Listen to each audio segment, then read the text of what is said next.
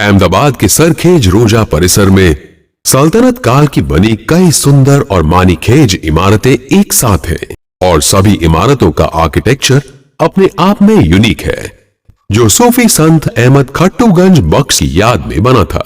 ऐसा माना जाता है कि सुल्तान अहमद शाह ने शहर बसाने से पहले सूफी संत खट्टूगंज बख्श से आशीर्वाद मांगा था ताकि वो राजधानी को पाटन से हटाकर अहमदाबाद ला सके। सूफी संत गंज बख्श का निधन 1445 में हुआ जब वो 111 वर्ष के थे। उनकी याद में सुल्तान ने कब्रगाह और मस्जिद बनवाई थी। सरखेज रोजा बनाने का काम अहमद शाह प्रथम ने उसी साल यानी 1445 में ही शुरू करवाया, लेकिन उसे उनके बेटे कुतुबुद्दीन अहमद शाह द्वितीय ने 1451 में पूरा किया। कुतुबुद्दीन के बाद गद्दी पर बैठे सुल्तान महमूद बेगड़ा पर भी सूफी संत का बहुत प्रभाव था। बेगड़ा हमेशा सूफी संत के आसपास ही रहना चाहते थे, इसीलिए बेगड़ा ने अपने जीते जी अपनी कब्र की जगह सूफी संत की कब्र के सामने ही तय कर दी थी। ये परिसर 14 हेक्टेयर में फैला है। दरगाह के अलावा बरादरी भी है। अहमद खट्टूगंज बख्श की मजार अष्टकोण में बनी है और सफेद है। रोजे की छत के आगे के हिस्से में बलुआ पत्थरों पर की गई शानदार नक्काशी है। कब्र संगमरमर की है और उस पर भी नक्काशी है और बीच में एक बड़ा गुंबद है। गुजरात में ये अपनी तरह का सबसे बड़ा रोजा है।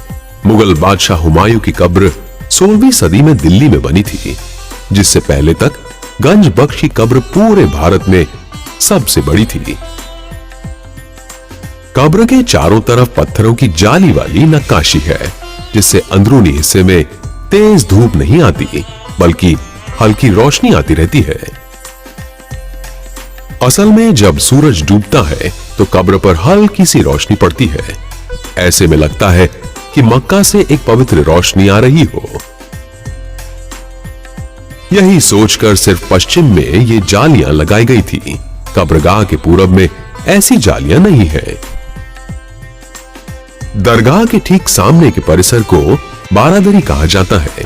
इसे बारादरी में संत गंज बख्श लोगों से बातचीत किया करते थे और संगीत सुना करते थे। आज भी बारादरी में सूफी संगीत के कार्यक्रम आयोजित होते हैं। यहीं पर अकबर के दरबार में रहे जाने माने शायर गजाली मशहदी की भी कब्र है। इस परिसर के आर्किटेक्चर के डिजाइन का श्रेय आजम खान और मुआजम खान नाम के 2 ईरानी भाइयों को दिया जाता है। जाने माने आर्किटेक्ट ला काबूजिया सन 1955 में सरखेज रोजा आए थे और वो रोजा की सीढ़ियों, बालकनी, तालाब, दीवारों और खंभों से बहुत प्रभावित हुए थे। उन्होंने इसकी तुलना ग्रीस के विश्व प्रसिद्ध धरोहर एक्रोपोलिस से की थी। उनका कहना था, अहमदाबाद सही मायनों में एक महान शहर है जिसके पास ऐसी विरासत है जैसी एथेंस के एक्रोपोलिस की थी।